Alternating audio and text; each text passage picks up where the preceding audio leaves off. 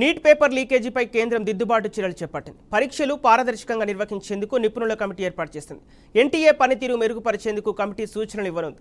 ఇక 2 నెలల్లో నివేదిక అందించిన నిపుణుల కమిటీ విద్యా మంత్రిత్వ శాఖ సూచించింది. కమిటీ చైర్మన్ ఇస్రో మాజీ చైర్మన్ రాధాకృష్ణ వ్యవహరించనున్నారు.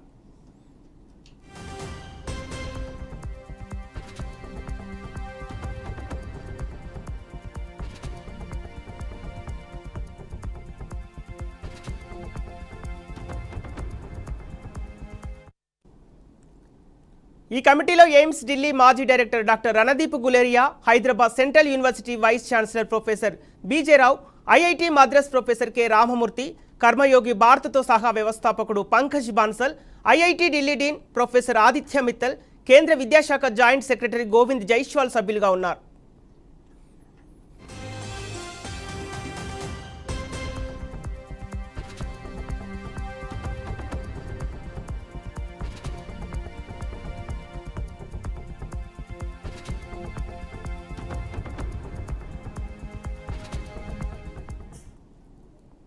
ప్రవేశ పరీక్షల నిర్వహణ పారదర్శకంగా, నిష్పక్షపాతంగా ఉండటం కోసం ఈ కమిటీని ఏర్పాటు చేసినట్లు కేంద్ర విద్యాశాఖ వెల్లడించింది.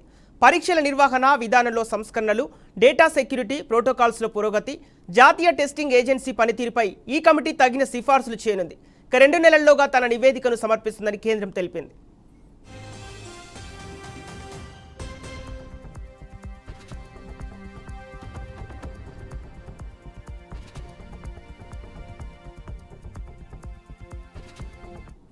ఇటీవల నీట్, నెట్ ప్రవేశ పరీక్షల ప్రశ్నపత్రాలు లీక్ అవ్వడం తీవ్ర వివాదాస్పదమైంది.